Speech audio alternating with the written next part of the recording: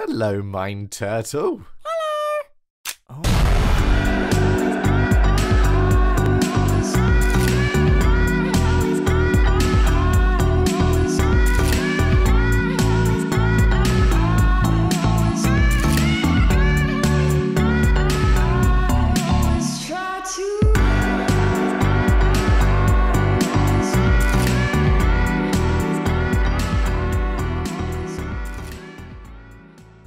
Bah bonjour Lewis. Bah ouais, salut. Je peux t'appeler Lewis ou faut que je t'appelle autrement?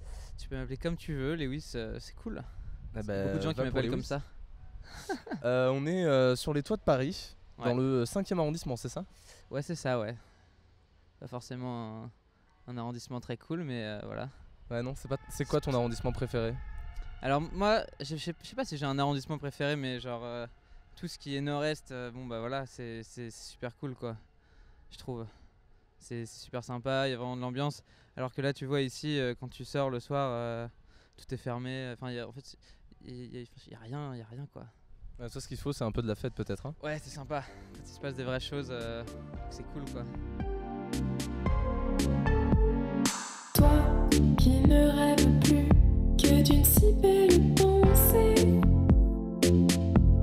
d'un club sandwich partagé, un amour super U. Ne cherche pas de sens à toutes ces traversées.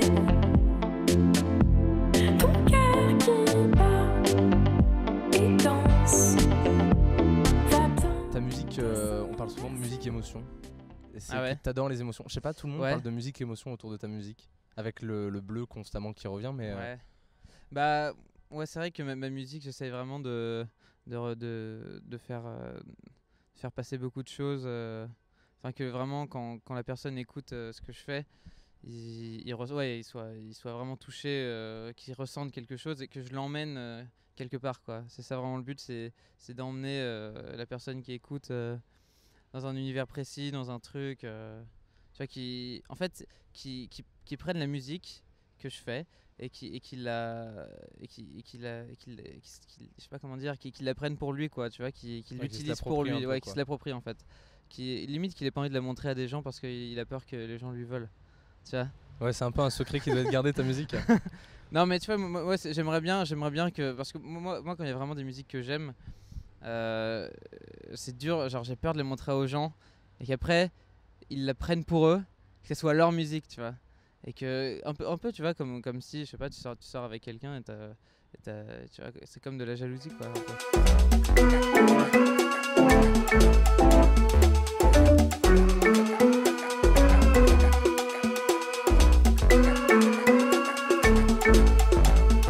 Je sais pas si vous connaissez le DJ Gilles Peterson.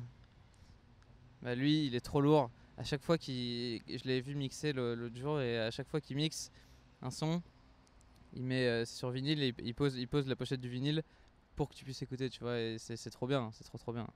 Donc en vrai, c'est pas bien ce que je fais de pas vouloir montrer parce qu'il faut partager la musique.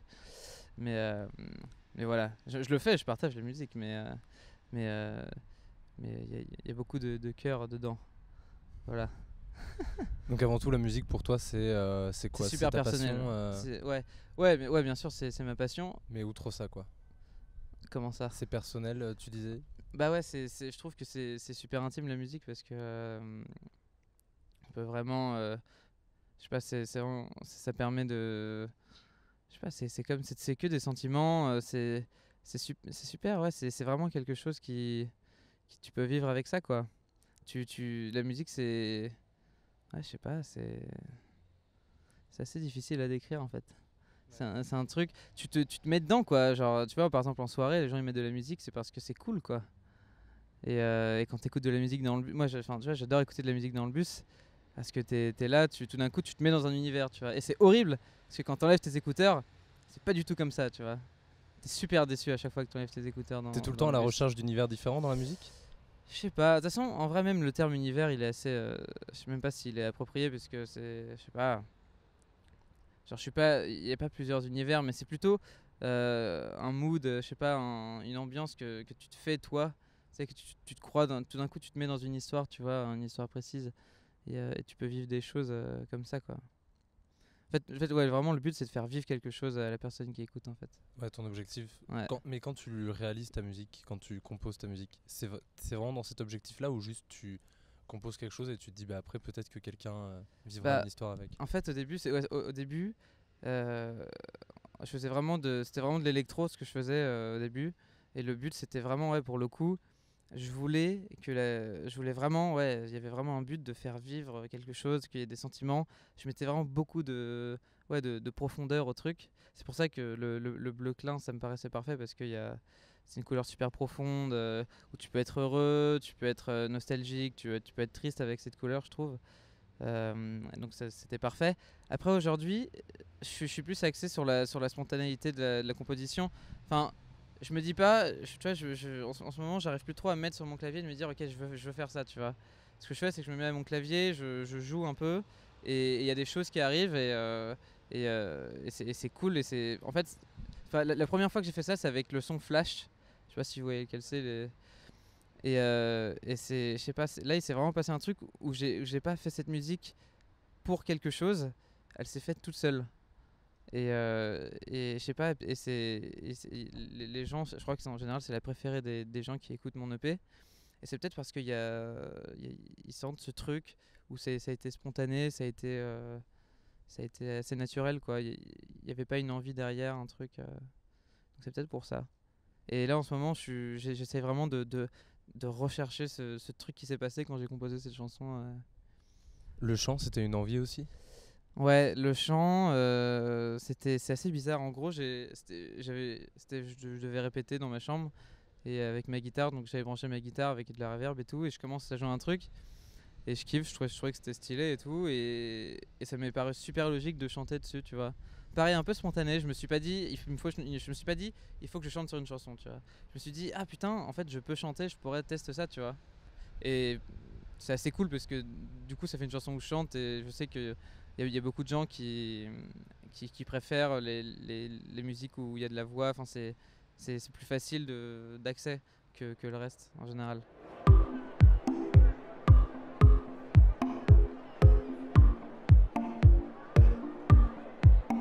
Je suis le plus petit de mon entourage. J'écoute tout ce qu'on me dit, tous les présages, tous les avis. Et j'entends la franchise, j'entends le confetti. Même le plus si sûr de lui, au fond n'est pas si sûr de lui. Et j'ai compris qu'il n'y avait rien à comprendre dans cette vie. T'as tourné avec The Pirouette qui s'annonce. Ouais. En première partie. C'est un groupe, c'est une rencontre, c'est un groupe dont t'es fan. Alors, la rencontre avec The Pirouette, c'est assez drôle parce que on s'est d'abord vu à une espèce de concert privé pour l'anniversaire de la grande sœur de ma copine. Et là, je sais pas, moi j'ai kiffé leur musique, mais on s'est pas du tout checké, enfin, on s'est même pas parlé. Même eux ne se souvenaient pas que j'étais là et tout. Et sauf que moi, du coup, je les ai repérés un peu, j'ai kiffé ce qu'ils faisaient, et genre, ils avaient mis des bandes à eux sur SoundCloud pour être remixés. Et là, du coup, j'ai remixé un titre à eux qui s'appelle Un mec en or. Et c'était un moment où j'arrivais plus trop à composer, c'était l'année dernière, je sais pas, j'étais un peu mal. Genre, il n'y avait pas trop de choses qui sortaient, et tout d'un coup, je sais pas, c'est ce remix qui m'a permis de revenir dans le truc un peu. Et eux, je leur ai envoyé, ils ont kiffé, donc du coup, ils ont un peu repéré ce que je faisais. Et après, j'ai sorti un clip 3 mois après, et Léo, le chanteur, a beaucoup aimé. C'est là qu'il m'a proposé de faire leur première partie sur une mini tournée à Lyon et à Besançon. Et là, c'était trop cool, on s'est grave bien entendu. Et je leur ai dit que j'étais batteur, et après, ils voulaient monter un band, et donc du coup, ils m'ont appelé, et voilà quoi. Donc du coup, c'est pour ça que je fais leur batterie maintenant. Et là, ils ont carrément proposé de faire la première partie à la Cigale, ce qui est vachement lourd. Et du coup, bah voilà quoi. Ouais, t'es un mec en or.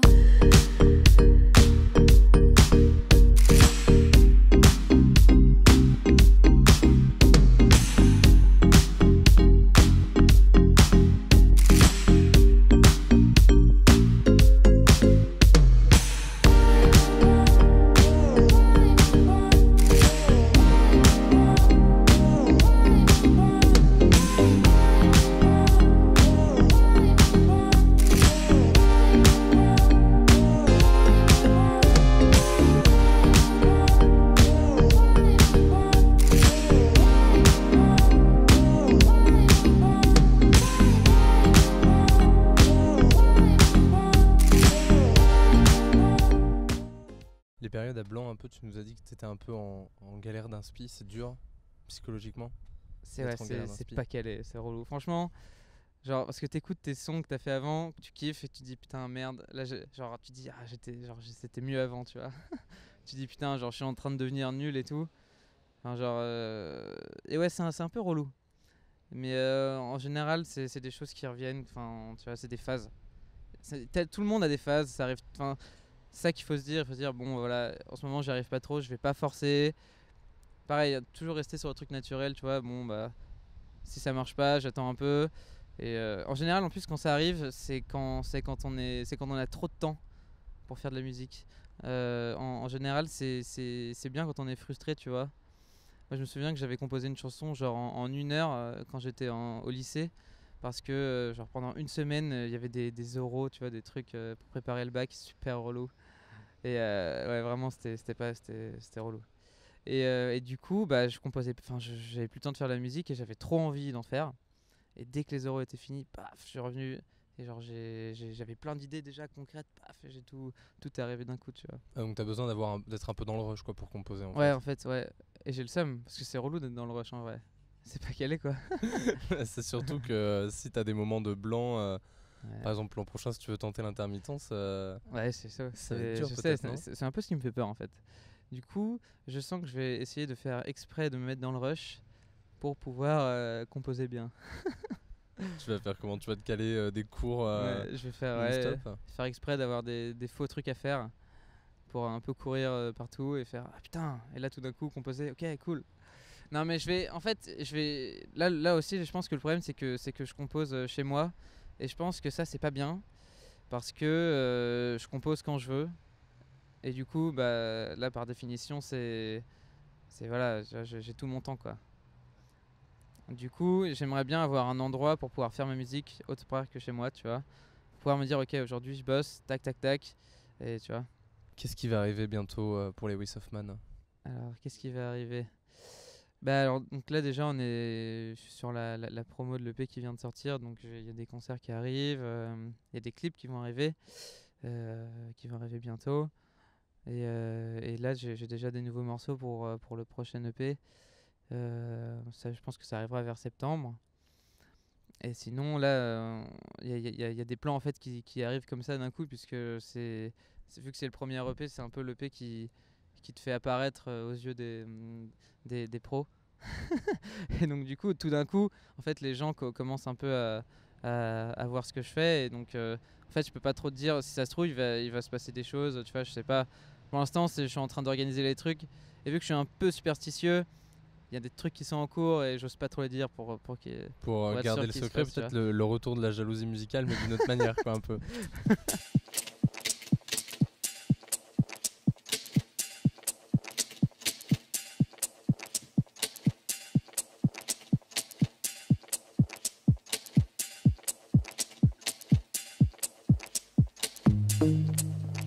Le clip qui s'était fait où t'es à l'arrière d'une voiture, Ouais. comment c'est arrivé cette idée? Ça c'est super cool, ça c'est un truc que j'ai fait avec le collectif Ekishui qui s'appelle le Cactus Club. Je sais pas si tu vois un peu ce que c'est. Non, moi je vois pas ce que c'est. Alors en gros Désolé. c'est un collectif qu'on a monté avec des potes l'année dernière et donc avec 2 sections vidéo et musique. Et donc en gros le but c'est de faire des projets ensemble, de faire des clips ensemble et donc la vidéo quand ils ont besoin de son ou quoi on est là tu vois. Et donc eux ils ont fait une session live là pour Jacques. Je sais pas si tu vois aussi qui c'est. Ouais, Ouais, Jacques, je très vois ce que cool. c'est, ouais. Très chaud. Et ils ont fait ça et après nous on avait fait aussi un premier clip il y a longtemps où j'étais pas en bleu. Très longtemps. Et on avait envie de refaire un clip ensemble. Et du coup, je sais pas, c'était pendant les vacances d'été. On était tous à Paris, genre vraiment mi-août. Genre le moment où Paris c'est un peu bizarre. Il fait super chaud, il y a personne, en même temps il y a du monde. Et là on était le 15 août. Et il y a Théo, donc avec qui j'ai fait le clip, qui me fait mec, là on est le 15 août, envoie-moi des sons, on se fait un truc dans Paris où t'es à l'arrière d'une voiture, on kiffe, tu vois. Et je fais putain, bah vas-y, ouais, je suis chaud. Je lui ai envoyé des sons, on en a choisi un. Heureusement, il était assez court, tu vois, il n'y avait pas beaucoup de choses à faire. Et donc, eux, ils avaient une cam, je sais plus comment ça s'appelle, c'est une espèce de caméra en fait, où c'est une caméra pour le sport, où ça fait le point sur un truc, et après, quand tu cours ou quoi, la caméra bouge, tu vois, elle est en rotation au truc, sur le point. Et du coup, c'est super pratique, surtout pour ce genre de clip. Et donc, du coup, je me suis mis derrière une voiture. On était un peu dans les petites rues, dans le 14e, petite rue assez cool. Et donc on était là, on a foutu des ballons, un peu un petit clavier. Et il y avait un mec qui conduisait la voiture, coffre ouvert. Bien sûr, je pense que c'était totalement illégal. Mais bon, il n'y avait personne. Et on a fait une première prise, qui est donc celle qui est du clip. Qui est la finale, quoi. Ouais. Après, donc c'est parce que je sais pas, tout était parfait, tout s'est fait pareil, tu vois, spontané, cool. Et je sais pas, moi, tu vois, je me tapais des vrais barres. J'étais pas en train de faire genre ouais, je kiffe. Je kiffais vraiment, tu vois, c'était super drôle. Parce que je voyais Théo qui filmait, genre qui courait comme un ouf, qui était trop mal. Mon pote Clément qui courait devant la voiture pour au cas où il y a un moment il y avait une priorité à droite. Et donc il fallait faire gaffe, il fallait genre stopper la voiture. Attends, il y a une voiture qui passe. Tu vois. Et donc du coup, ça c'était trop drôle. Et après on a refait 2 prises, mais tu vois, c'était complètement différent. Du coup on a pris la première prise et ouais, c'était trop cool ce clip. C'était vraiment une très bonne idée. Ils ont grave géré. Et voilà quoi, c'est le genre de plans qui sont trop cool quoi.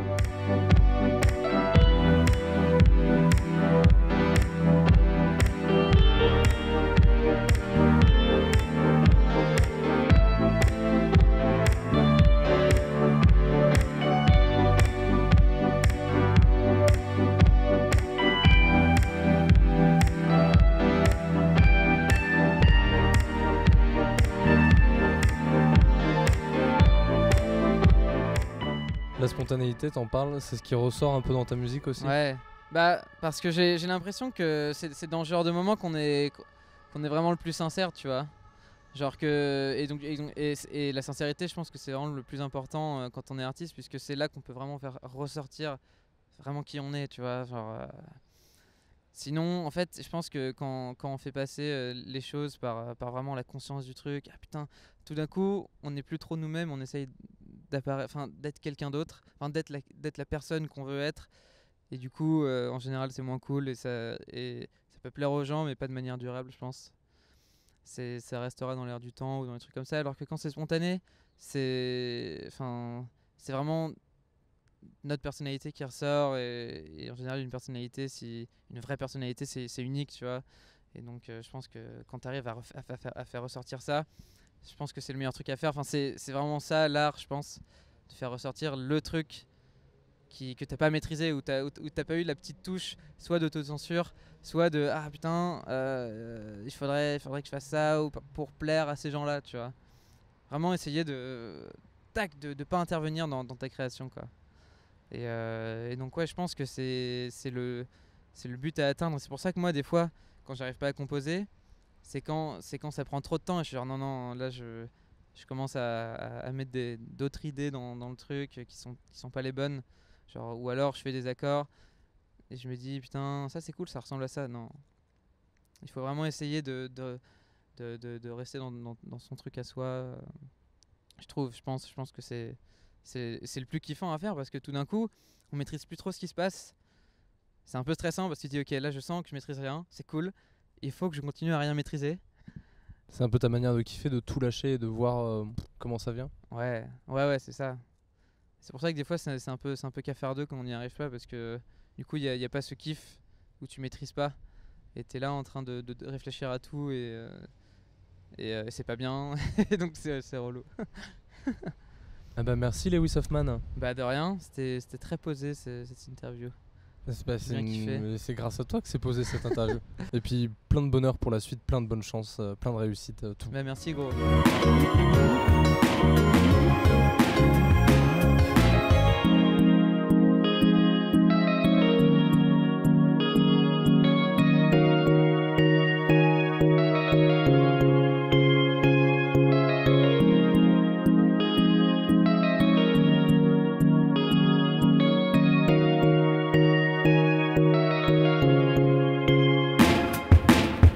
elles sont sucrées, qu'est-ce que tu racontes?